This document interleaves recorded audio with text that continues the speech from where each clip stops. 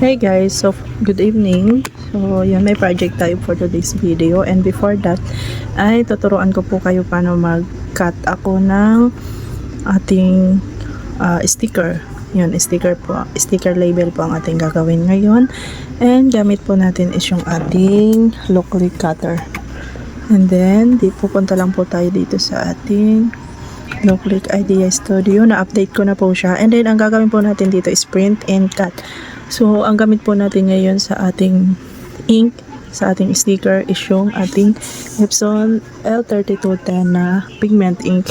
And then, yung gamit naman po nating sticker paper is itong QWAF sticker paper matte. So, ito po yung ating standard na sticker paper. And then, ito pala ay naka-set up. Sinet up ko na siya sa A4 size. Yan, tapos magpupunta lang po tayo dito sa ating file device para po mag-upload ng ating, o kaya Control I, mag-upload ng ating ikakat, yung ating logo. So ito, itong logo na to, ako na rin po ang chinat GPT ko na rin po siya para hindi na tayo mahirapan, diba? So ayan siya. Yan, isasakto lang natin.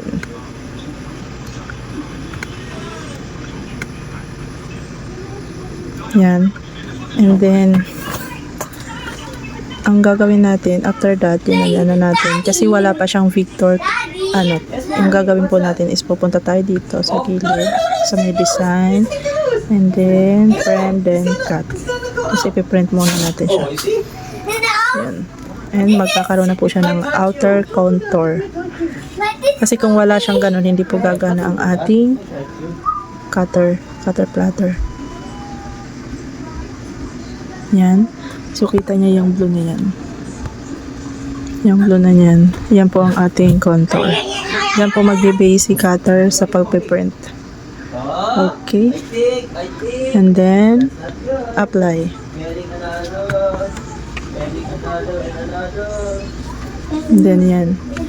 Tapos, isasakto lang po natin siya diyan. So, ang gagawin natin is ikakopy lang po natin siya. Yan, copy. And then, paste. Isasakto lang po natin muna siya. Ctrl V. Para pagkasyahin po natin yung apat dyan. Mamaya, kakasya na po yan. Wait lang. Basta ang mahalaga ay magkasing size po sila. 2.16. Yan. And then, ang gagawin natin is like this.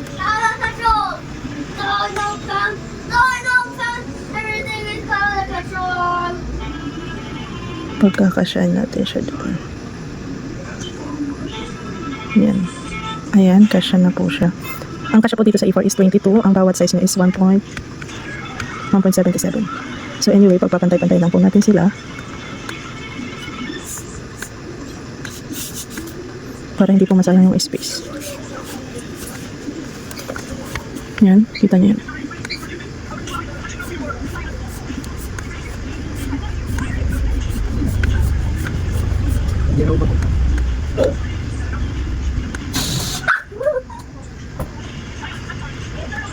Yan. Then, ang gagawin po natin is ikakopy lang natin again. Yan, kita niyo yan para mabilis.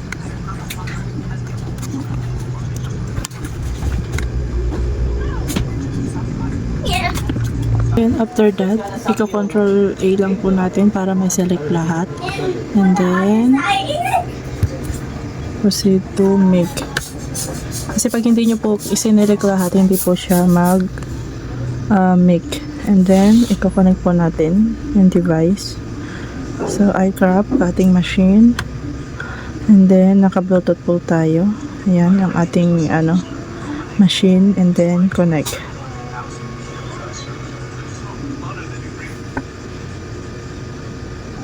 Yan, complete connection. And then, gagana yan. Like that. And then, like, next. Select. print, then cut. So yan, pag sinelect mo yung print, then cut, yan, maano yung kanyang border. Yan. So yan, pag ganyan ang setup natin, makakat po lahat yan ng ating machine. And then after that, na ano na natin, A4 size. So start printing.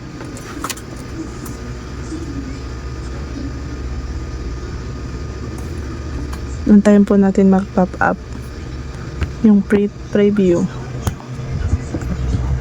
So ayan na, nag-pop up na po siya, and then print.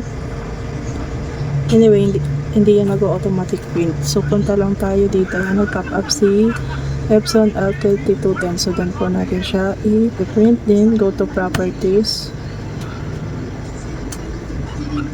Then select the paper type. So I select the Epson matte, and then high, and then okay. So one time lang po natin siyang anyway, dito pala, dito mo rin isi-select kung ilang copies. So pagsamahin na po natin siya, we have 7 copies. So yan, 7 copies, and then okay, and then okay, good to print na po siya. I think you're up. Ew! You finished watching? I'm gonna watch TV now. Why? It's my turn now.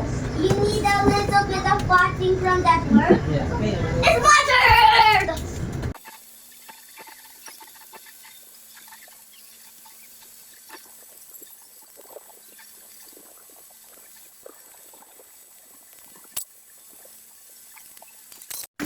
And then after printing, o while on printing ng ibang page, pwede na din po tayong mag-cut.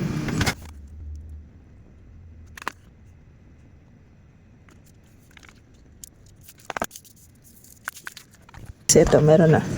Anyway, pag ipinasok mo yan, siguraduhin mo lang na nakapasok yung dalawang yan dito. And then, ito, pipindutin mo tong arrow na to. And then, ganyan. And then, while on printing the other pages, we will check the done. And ayan o, naka-reminder, do not move the image on canvas after printing. The dinosaur. So, ayan. And then, we're going to number 4, cut sequence. So, select the cutting group and set the parameter. So, siselect lang natin yan. And then, we're going to material parameters. We're going to select the matte printable 100. And it has a 7.3 and isang beses lang siya. So, ito, ang gagawin natin is as in cut talaga siya ng bilog, hindi siya kiss cut. So, kung gusto niyo ng kiss cut, so babaan niyo yung force niya. So, yan, bababaan lang natin siya kasi yan, 7. And then, add to task na. So, 1 pass lang siya kasi manipis lang naman yung ating materials and 5 speed. So, let's go. And then, yun dati natin. So, start. So, yan, reading mark. So, kailangan talaga ito hindi matatakpan. Kasi yan po yung babasahin ng ating cutter plotter.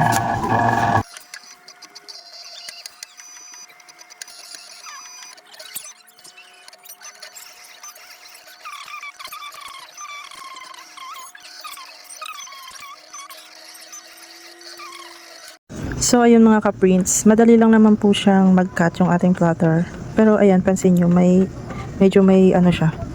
May ano sa taas. So, ang gagawin po natin sa susunod na print is i-adjust po natin yung papel ng kaunti dito. Para sumakto. Ganun na lang po ang ginagawa ko. Hindi ko na po ina-adjust yung nasa dito. Kasi mag-iiba pa siya. Ito na lang papel mismo ang i-adjust. Siguro medyo i-angat-angat natin siya ng mga half inch pa dito. So, yan lang. Thank you mga ka-prints. And then mga ka-prints, kung ulit kayo, so wag nyo natin idalan kung meron pa kayong ikakat.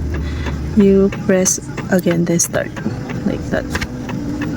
And then magre-red mark na din siya.